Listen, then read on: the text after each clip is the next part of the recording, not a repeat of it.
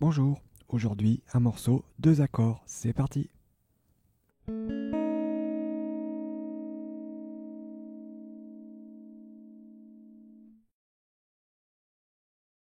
Pour jouer Something in the Way de Nirvana, il existe deux versions de ce morceau et donc deux accordages différents.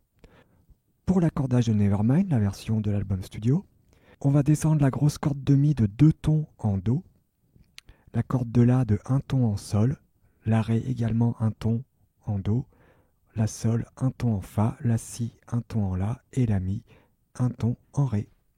Donc c'est ce qui donne ce grain particulier à la version de l'album. Pour l'accordage de l'Unplugged, la grosse corde de Mi passera de Mi en Ré bémol, un ton et demi plus bas. Et puis pour le La, Ré, Sol, Si, Mi, juste un demi-ton en dessous, La bémol, Ré bémol, Sol bémol, Si bémol, Mi bémol. Pour cette vidéo, nous allons prendre un accordage qui est quasiment identique. Donc nous allons nous accorder en descendant seulement la corde de Mi grave d'un ton en Ré grave, qu'on appelle l'accordage drop D ou drop D. Donc nous serons un demi-ton plus aigu que la version de l'Unplugged et un ton plus aigu que la version de l'album Nevermind. Si vous ne savez pas vous accorder en drop D, vous pouvez aller voir la vidéo que j'ai fait dessus. Je vous mets le lien en haut à gauche ou dans la description en dessous. Pour jouer l'introduction et le couplet, nous aurons besoin de deux accords. Nous avons le premier accord, Fa dièse 5. Sur la tablature, c'est noté 4, 4, 4 sur les trois grosses cordes. Donc nous allons pouvoir faire un mini barré sur les trois grosses cordes. Donc vous pouvez prendre votre annulaire, ou votre majeur, ou votre index.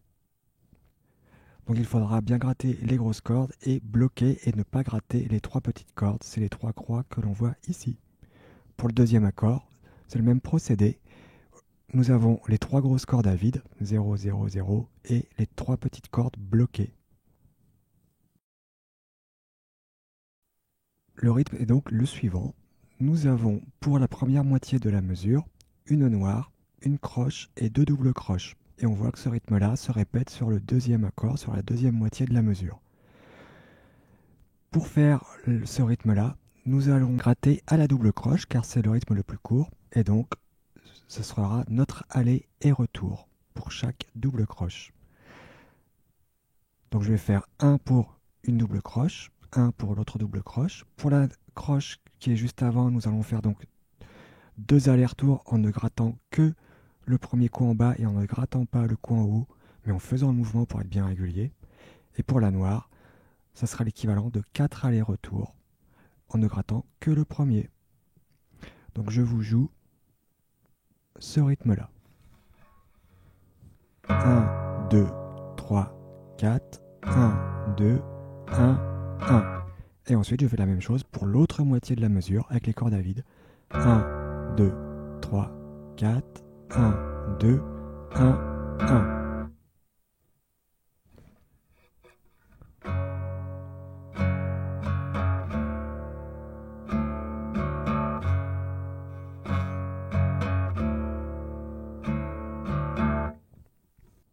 Le rythme pour la fin du couplet va changer un petit peu, c'est-à-dire que la première moitié de la mesure reste identique à ce qu'on vient de voir, mais la deuxième moitié de la mesure, le rythme va changer et la position d'accord aussi. On voit que la position d'accord, ici, reprend les trois grosses cordes à vide, mais on va rajouter la case 2 sur la corde de Sol et la case 3 sur la corde de Ré. Et vous voyez sur le diagramme qu'on étouffe toujours la petite corde. Donc pour étouffer la petite corde, vous venez avec votre annulaire qui appuie sur la case 3 de la corde de Si. Vous venez toucher la petite corde pour la bloquer. Comme ça, vous pourrez gratter toutes vos cordes sans vous soucier de la petite corde. Vous pouvez prendre aussi votre majeur, votre annulaire ou votre majeur pour gratter la case 3. C'est identique.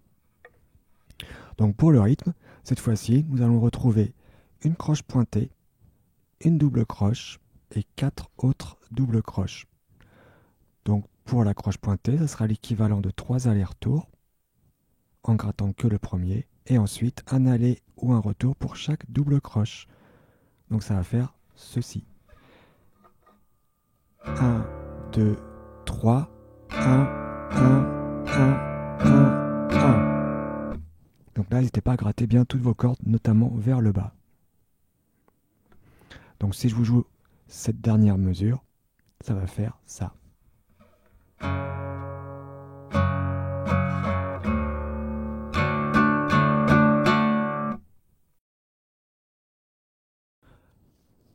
Donc pour le refrain, je vous ai mis la partition ici. Cela va se dérouler sur 2 mesures. Pour les positions d'accords, nous allons retrouver notre Fa dièse 5 sur les 3 grosses cordes. Et puis la position complète du Ré cinquième sur les deuxièmes moitiés de mesure.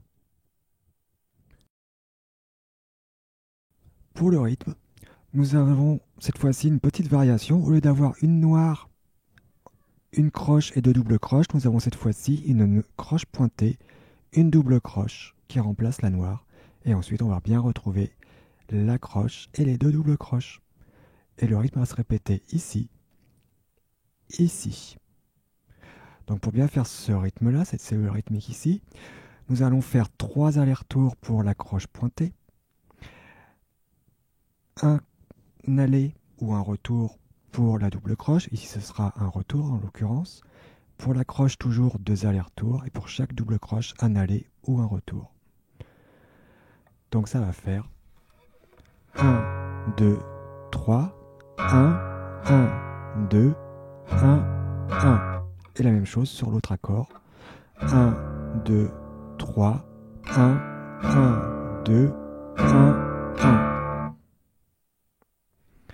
Là où ça va changer un petit peu, ça sera encore la fin de la deuxième mesure ici, où on va retrouver le rythme que l'on a vu précédemment sur la fin du couplet, c'est-à-dire une croche pointée suivie d'une double croche et de 4 autres doubles croches.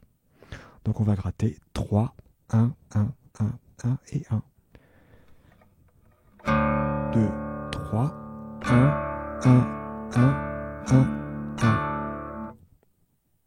Donc je vais vous jouer le refrain en entier ici. En tout cas, la cellule qui se répète pendant tout le refrain.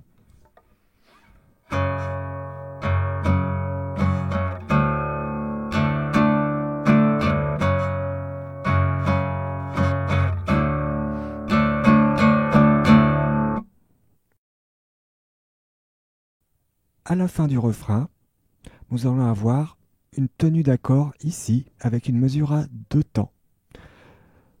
Donc la dernière mesure du refrain, nous avons toujours ce rythme-là de croche pointée, double croche, croche, 2 doubles sur le Fa dièse 5.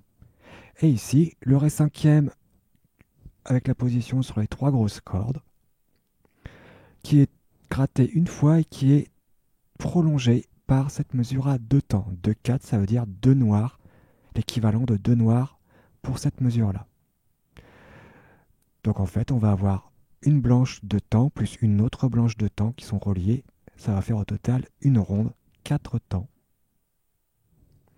Donc pour faire cela, si ici on fait nos allers-retours à la double croche, comme on vient de voir, on va toujours garder notre aller-retour à la double croche et ça va faire donc 8 allers-retours pour la première blanche qui est ici, plus 8 allers-retours pour la deuxième blanche qui se trouve ici. Mais comme c'est relié, on va pas regratter ici. On va bien gratter que la première et faire tous les allers-retours enchaînés jusqu'au bout. Donc ça en fera 16 au total. Je vous joue tout ça.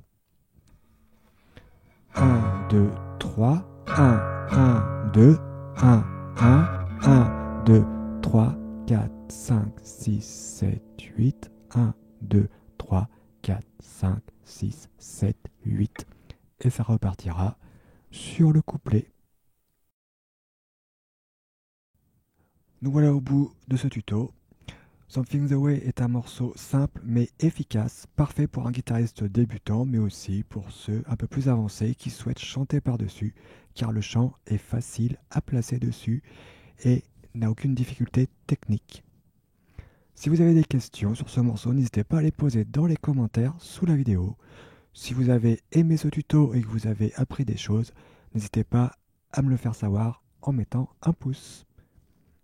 Amusez-vous bien avec ce morceau et je vous dis à bientôt.